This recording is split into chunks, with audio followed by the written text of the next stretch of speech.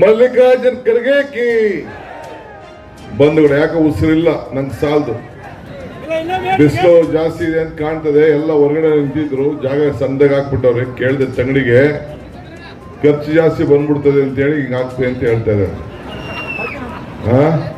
ಹಿಂಗೆ ಕೇಳಿದಾಗ ಕಾಂಗ್ರೆಸ್ ಪಾರ್ಟಿ ತಾನೇ ಮಾಡ್ತಾ ಇರೋದು, ಕ್ಯಾಂಡಿಡೇಟ್ ನೋಡಲ್ಲ, ಇನ್ನೂ ದೊಡ್ಡದಾಗ್ಬೇಕು. ಎಲ್ಲ ರೋಡಲ್ಲೇ ಇದ್ರು ಜನ. ಬಂಧುಗಳೇ,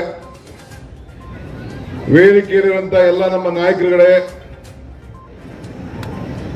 ನಮ್ಮ ಮುಖ್ಯಮಂತ್ರಿಗಳಂತ ಸಿದ್ದರಾಮಯ್ಯನವರೇ,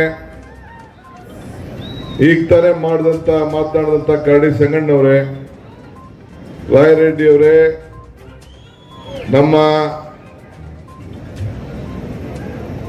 ತಂಗಡಿಯವರು, ಜಿಲ್ಲಾ ಕಾಂಗ್ರೆಸ್ ಅಧ್ಯಕ್ಷ ಬಯಾಪುರ ಅವರು, ಸುರೇಶ್ ಆದಿಯಾಗಿ ಬಹಳ ಜನ MLAಗಳಿದ್ದಾರೆ. ಯಾರ ಹೆಸರು ತಗೊಳ್ಳೋದಿಲ್ಲ, ಕ್ಷಮಿಸಿ. ಲೀಡರ್ಗಳಿದ್ದೀರಿ. ನಾನು ಚೀಫ್ ಮಿನಿಸ್ಟರ್ಗೆ ಇರೋದು ಇನ್ನ 3/4 ಗಂಟೆ ಟೈಮ್. ಸೊ ನಾನೊಂದು 10-15 ನಿಮಿಷ, ಮಿಕ್ಕಿದ ಮುಖ್ಯಮಂತ್ರಿಗಳು ಮಾತಾಡ್ತಾರೆ. ನಾನು ಕಳೆದ 2-3 ತಿಂಗಳಿಂದ ಗವಿಸಿದ್ದೇಶ್ವರನ ಜಾತ್ರೆಗೆ ಬಂದಿದ್ದೇನೆ. ಬಂದು ಆ ಶಕ್ತಿಯನ್ನ ಗಮನಿಸಿದ್ದೇನೆ. ಬಹುಶಃ ನನ್ನ ಕಣ್ಣಲ್ಲಿ, ನನ್ನ 40 ವರ್ಷದ ರಾಜಕಾರಣದಲ್ಲಿ ನಮ್ಮ ಕರ್ನಾಟಕದಲ್ಲಿ ಎಲ್ಲೂ ಕೂಡ ಅಷ್ಟು ದೊಡ್ಡ ಜನಸಮೂಹ ಇಲ್ಲ. ಇಲ್ಲಿಂದನೇ ಆ ಸಿದ್ದೇಶ್ವರನ ಪಾದಕ್ಕೆ ಪಕ್ಷ ಮತ್ತು ನಾನು ಸಾಕ್ಷಾಂಗ ನಮಸ್ಕಾರಗಳನ್ನು ಅರ್ಪಿಸೋದಕ್ಕೆ ನಾನು ಪ್ರಯತ್ನ ಮಾಡ್ತಾ ಇದ್ದೇನೆ. ಇವತ್ತು ಬಹಳ ಜನ ನಾಯಕರೆಲ್ಲ ಜನ ಮತದಾರರು ಇದಕ್ಕಿಂತ ಡಬ್ಬಲ್ ಹೊರಗಡೆ ನಿಂತಿದ್ರು, ಜಾಗ ಇಲ್ಲದೆ. ಅವ್ರಿಗೂ ಕೂಡ ಪಕ್ಷದ ಪರವಾಗಿ ನಾನು ಕ್ಷಮಾಪಣೆಯನ್ನ ಕೇಳ್ತಾ ಇದ್ದೀನಿ. ಇದೊಂದು ದೊಡ್ಡ ಐತಿಹಾಸಿಕವಾದಂತ ಜಿಲ್ಲೆ. ಈಗ ಬರ್ಬೇಕಾದ್ರೆ ನಾನು ಮುಖ್ಯಮಂತ್ರಿಗಳು ನಿಮ್ಮ ತುಂಗಭದ್ರಾ ನದಿ ಮೇಲೆ ಬಂದು ಕೆಳಗಡೆ ಇಡಕ್ಕೆ ನೋಡಿದೆ. ಎಲ್ಲ ನೀರು ಖಾಲಿಯಾಗೋಗಿದೆ, ಎಲ್ಲ ಹೂಳೆಲ್ಲ ತುಂಬಿದೆ. ಕರಡಿ ಸಂಗಣ್ಣವರು ತಮಗೆ ನವಲೆ ವಿಚಾರದಲ್ಲಿ ಒಂದು ಪ್ರಸ್ತಾವನೆ ಮಾಡಿದ್ರು. ಅದು ಸಿದ್ದರಾಮಯ್ಯನವರ ನೇತೃತ್ವದ ಕಾಂಗ್ರೆಸ್ ಸರ್ಕಾರದ ಸಂಕಲ್ಪ. ನಾವೀಗಾಗಲೇ ಬಜೆಟ್ನಲ್ಲಿ ಪ್ರಸ್ತಾವನೆ ಮಾಡಿದ್ದೇವೆ. ಎಲೆಕ್ಷನ್ ಆದ ತಕ್ಷಣ ನಾನೇ ನೀರಾವರಿ ಮಂತ್ರಿ ಇದ್ದೇನೆ. ನಮ್ಮೆಲ್ಲ ನಾಯಕರ ಜೊತೆ ಒಂದು ತಂಡ ಹೋಗಿ ನಾನು ಹೈದರಾಬಾದು ಮತ್ತು ತೆಲಂಗಾಣ ಮತ್ತು ಆಂಧ್ರ ಪ್ರದೇಶದವ್ರ ಹತ್ರ ಮಾತಾಡಿ ಯಾವ ರೀತಿ ಅದಕ್ಕೆ ಪ್ರಾರಂಭ ಮಾಡಬೇಕು ಅಂತೇಳಿ ಚರ್ಚೆ ಮಾಡಿ ಅದಕ್ಕೊಂದು ಸೂಕ್ತವಾದಂಥ ನಿರ್ಧಾರವನ್ನು ತೆಗೆದುಕೊಳ್ತೇವೆ ಅಂತ ಈ ಸಂದರ್ಭದಲ್ಲಿ ನಿಮ್ಮೆಲ್ಲರಿಗೂ ಕೂಡ ತಿಳಿಸ್ಲಿಕ್ಕೆ ನಾನು ಪ್ರಯತ್ನವನ್ನು ಮಾಡ್ತೇನೆ. ನಮಗೂ ಗೊತ್ತಿದೆ 30 TMC ನೀರನ್ನು ನಾವು ಹಾಳು ಮಾಡ್ಕೊಳ್ಳಿಕ್ಕೆ ಸಾಧ್ಯ ಇಲ್ಲ. ಹಿಂದೆ ಬೇಕಾದಷ್ಟು ಆ ಹೂಳು ತೆಗೆಯಲಿಕ್ಕೆ ಒಂದು ದೊಡ್ಡ ಪ್ರಯೋಗನೇ ನಡೀತು. ಅನೇಕ ವರದಿಗಳು ಅದು ಸರಿ ಇಲ್ಲ ಅಂತೇಳಿ ಅದ್ರ ಬದಲು ಹೊಸದು ಕಟ್ಟದ ಮೇಲು ಅನ್ನೋದು ಅಭಿಪ್ರಾಯ ಬಂದದ್ರಿಂದ ಇಂಥ ಪರಿಸ್ಥಿತಿ ಬಂದಿದೆ. ನಡೀರಿ ಆ ಕಡೆ, ನಡಿ ಒಂದು ನಿಮಿಷ, ಏನು ಮಾತಾಡಬೇಡಿ.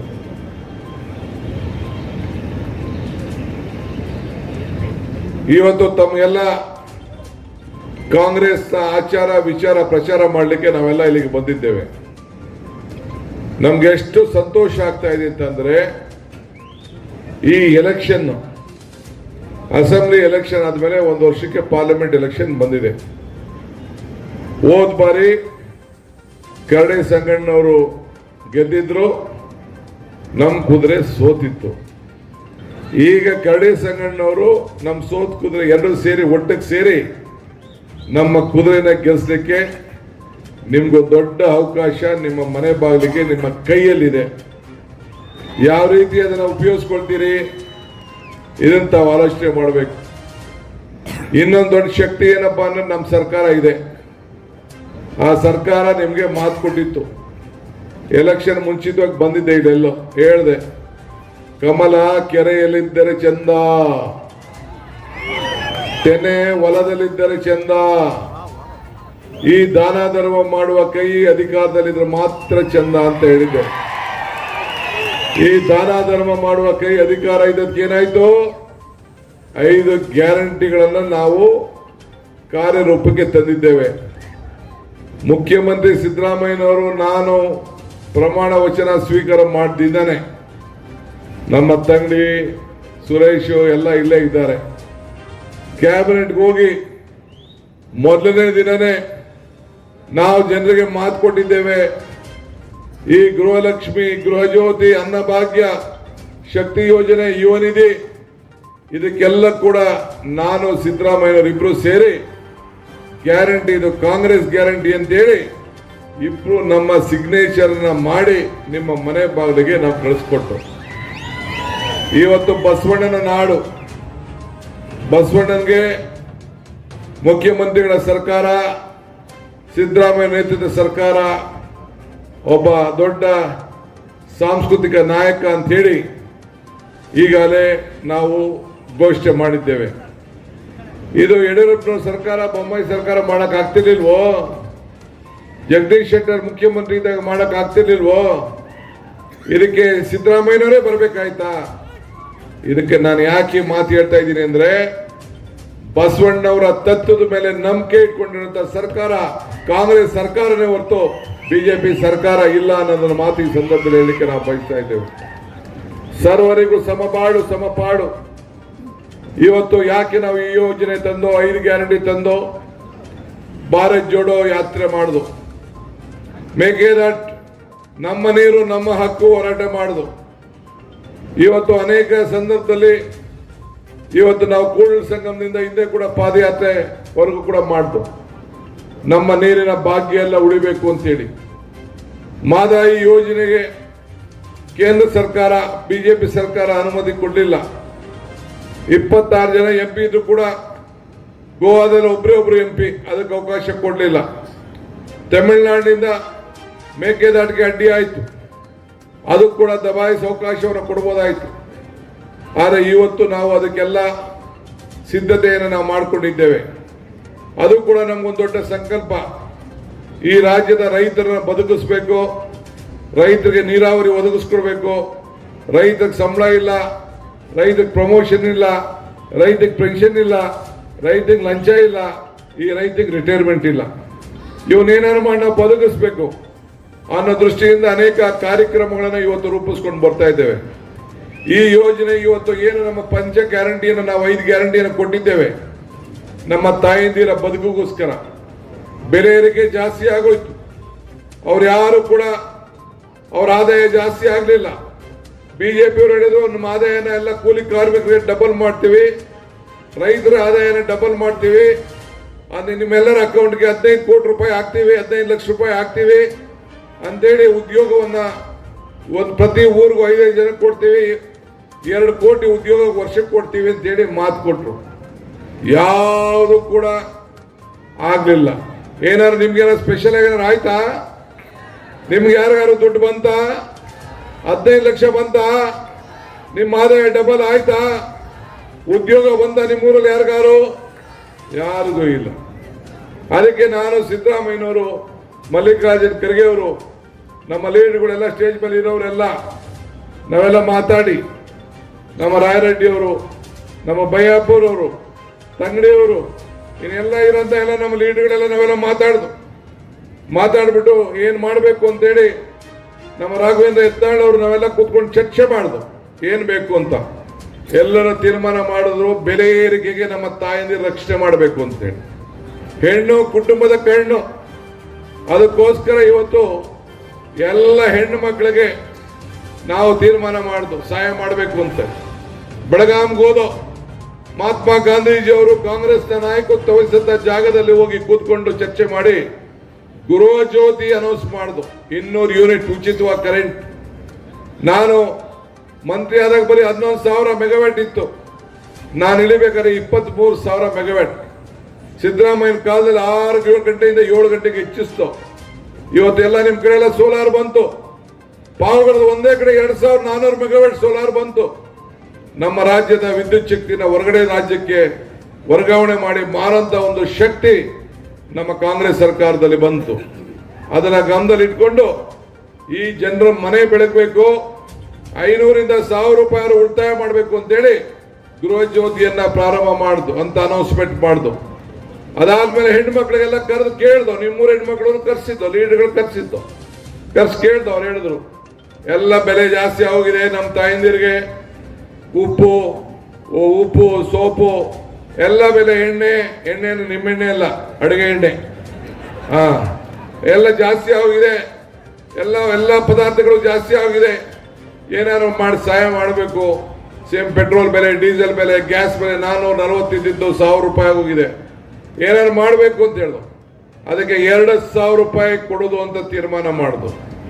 ಆಗ ಪ್ರಿಯಾಂಕಾ ಗಾಂಧಿ ಅವರು ಬಂದ್ರು, ಅವ್ರು ಹೇಳಿದ್ರು, ಸಿದ್ದರಾಮಯ್ಯನವರೇ, ಡಿ ಕೆ ಶಿವಕುಮಾರ್ ಅವರೇ, ಬಿಜೆಪಿ ತರ ನಾವು ಮಾಡ್ಕೊಳ್ಳೋದು ಬೇಡ, ನುಡಿದಂತೆ ನಡಿಬೇಕು, ಅದಕ್ಕೆ ನೀವಿಬ್ರು ಗ್ಯಾರಂಟಿ ಚೆಕ್ಗೆ ಸೈನ್ ಹಾಕ್ಬೇಕು ಅಂತ ಹೇಳಿದ್ರು. ಅರಮನೆ ನಾನಾಯಕಿ ಕಾರ್ಯಕ್ರಮ, ಪ್ರಿಯಾಂಕಾ ಗಾಂಧಿ ಅವರು ಬಂದಿದ್ದಾರೆ, ಅವರಿಬ್ರು ಸ್ಟೇಜ್ ಮೇಲೆ, ನಾವೆಲ್ಲ ಕೆಳಗಡೆ ಕೂತಿದ್ದು, ಬರೀ ಹೆಣ್ಮಕ್ಳೆಲ್ಲ ಮೇಲೆ ಕೂತಿದ್ದು. ನಮ್ಗೆ ಇಬ್ರು ಕರೆಸಿ ಇಬ್ರು ಗ್ಯಾರಂಟಿ ಚೆಕ್ ಸೈನ್ ಹಾಕ್ತು.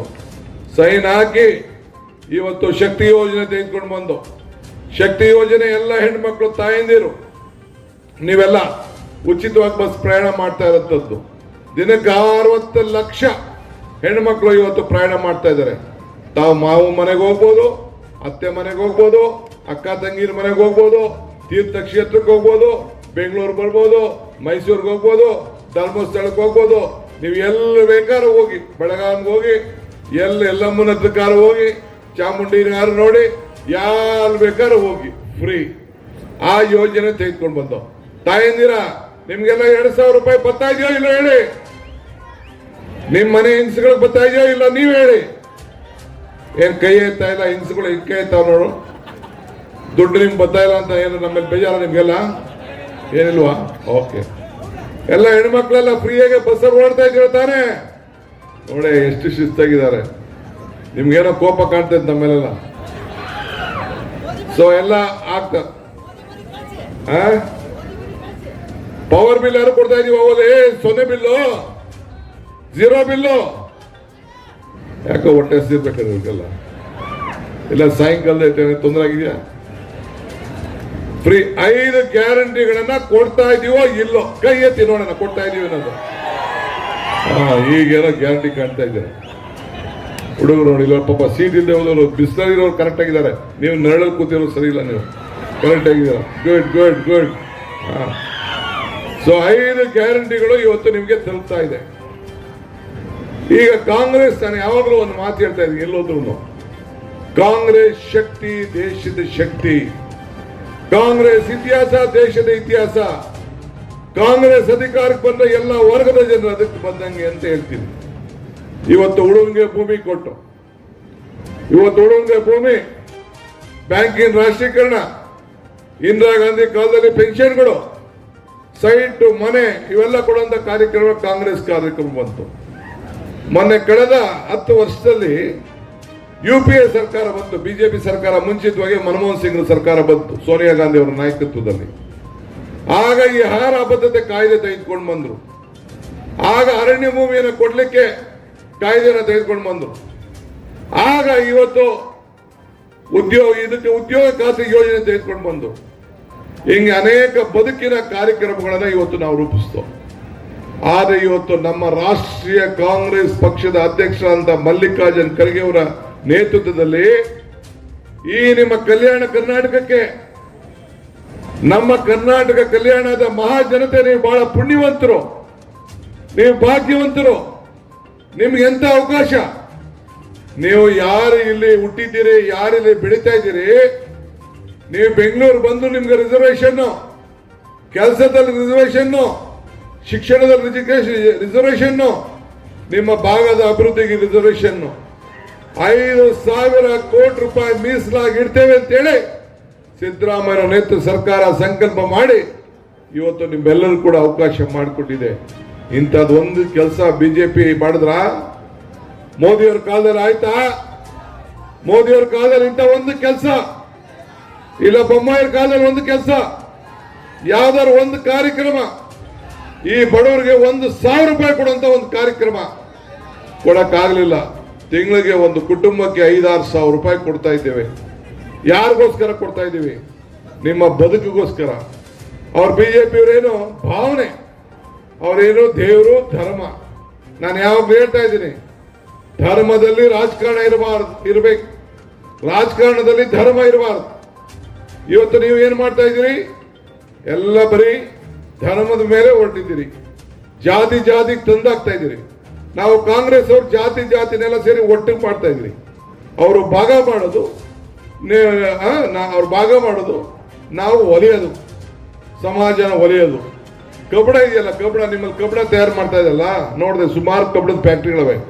ಆ ಕಬ್ಬಣದಲ್ಲಿ ಎರಡು ಆಯ್ತದೆ, ಸೂಜಿನೂ ತಯಾರು ಮಾಡ್ಬೋದು, ಕತ್ರಿನೂ ತಯಾರು ಮಾಡ್ಬೋದು. ಸೂಜಿ ಕಾಂಗ್ರೆಸ್ ಒಲಿತಾ ಇರ್ತದೆ, ಕತ್ರಿ ಕಟ್ ಮಾಡ್ತಾ ಇರ್ತದೆ. ಹಂಗೆ ಬಿಜೆಪಿ ಕತ್ರಿ, ನಾವು ಸೂಜಿ, ಇಷ್ಟೇ ವ್ಯತ್ಯಾಸ. ಎರಡು ಕಬ್ಬಣದಲ್ಲೇ ತಯಾರು ಮಾಡುವಂಥದ್ದು. ಹಿಂಗೆ ಕಾಂಗ್ರೆಸ್ ಪಕ್ಷದ ಒಂದು ಸಿದ್ಧಾಂತ. ಇವತ್ತು ಮಲ್ಲಿಕಾರ್ಜುನ್ ಖರ್ಗೆ ಅವರು, ರಾಹುಲ್ ಗಾಂಧಿ ಅವರು ಮತ್ತೆ 5 ಗ್ಯಾರಂಟಿಗಳನ್ನ ಹೇಳಿದ್ದಾರೆ. 5 ಗ್ಯಾರಂಟಿ ಪ್ರಣಾಳಿಕೆ ಎಲ್ಲ ನಿಮ್ ಕಾರ್ಡಿಗೆ ಬರ್ತದೆ, ನಿಮ್ ಮನೆಗಳಿಗೆಲ್ಲ ಬರ್ತದೆ. ನಾನು ಇಲ್ಲೇ ಹೇಳ್ತಾ ಇದ್ದೀನಿ ತಾಯಂದಿರ, ಈಗ ಗೃಹಲಕ್ಷ್ಮಿ ಕೊಟ್ಟು ಈಗೇನ್ ತೀರ್ಮಾನ ಮಾಡಿದೆ ಗೊತ್ತಾ, ನೀವು ಕಾಂಗ್ರೆಸ್ ಅಭ್ಯರ್ಥಿನ ಗೆಲ್ಸಿ, ಹಸ್ತದ ಗುರ್ತ ಅಭ್ಯರ್ಥಿನ ಗೆಲ್ಸಿ, ದೆಹಲಿಯಲ್ಲಿ ನಮ್ಮ ಇಂಡಿಯಾ ಕೂಟ ಅನೌನ್ಸ್ ಆದ ತಕ್ಷಣ ಹೆಣ್ಮಕ್ಳಿಗೆ ಈಗ 24,000 ಕೊಡ್ತಾ ಇದೀವಿ. 1 ಲಕ್ಷ ರೂಪಾಯಿ ಕೊಡೋದು ಅಂತ ತೀರ್ಮಾನ ಮಾಡಿದ್ದೇವೆ. ಭಾಗ್ಯದ ಲಕ್ಷ್ಮೀ ಬಾರಮ್ಮ ನಮ್ಮಮ್ಮ, ಭಾಗ್ಯದ ಲಕ್ಷ್ಮೀ ಬಾರಮ್ಮ. ಹಂಗೆ ನೀವು ರೆಡಿ ಆಗಿರ್ಬೇಕು. ಮನೆ ಒಳಗಡೆ ಬೆಳಕು ಬರ್ತಾ ಇದೆ, ಲಕ್ಷ್ಮಿ ಬರ್ತಾ ಇದ್ದಾಳೆ. ಕಿಟಕಿ ಬಾಗ್ಲನ್ನ ತೆರೆದು ಬಿಟ್ಟು ಒಳಗಡೆ ಕರ್ಕೊಳ್ಳೋದು ಕಲೀರಿ. ಅದು ಬಿಟ್ಬಿಟ್ಟು ರಿಟೈರ್ಡ್ ಆಗೋಯ್ತು, 10 ವರ್ಷ ಆಗೋಯ್ತು, ಸೂರ್ಯ ಹುಟ್ಟಿದ ಮೇಲೆ ಸೂರ್ಯ ಕೆಳಗಡೆ ಮುಳುಗಲೇಬೇಕು ತಾನೆ. 10 ವರ್ಷ ಚಾನ್ಸ್ ಕೊಟ್ಟಾಯ್ತು, ಇನ್ನೇನಾದ್ರು ಬಂತ? ಹಾಸ್ಪಿಟಲ್ ಅಲ್ಲಿ ಯಾರು ಹೋಯ್ತಾರೆ, ಆರೋಗ್ಯ ಕೆಡ್ತದೆ. 25 ಲಕ್ಷ ರೂಪಾಯಿವರೆಗೂ ಫ್ರೀ ಇನ್ಸೂರೆನ್ಸ್, 25 ಲಕ್ಷ ರೂಪಾಯಿವರೆಗೂ ಫ್ರೀ ಇನ್ಸೂರೆನ್ಸ್ ತಲೆಲಿರ್ಲಿ. ಇದು ಕಾಂಗ್ರೆಸ್ ಪಕ್ಷದ ಪ್ರಣಾಳಿಕೆ. ಯುವಕರಿಗೆ ಉದ್ಯೋಗ ಇಲ್ಲದೆ ಹೋದವರಿಗೆ 1 ಲಕ್ಷ ರೂಪಾಯಿ ವರ್ಷಕ್ಕೆ ಸ್ಟೈಫಂಡ್ ಕೊಟ್ಟು ಅದನ್ನು ಕೂಡ ಕಾರ್ಯಕ್ರಮ ಮಾಡಿದ್ದೇವೆ.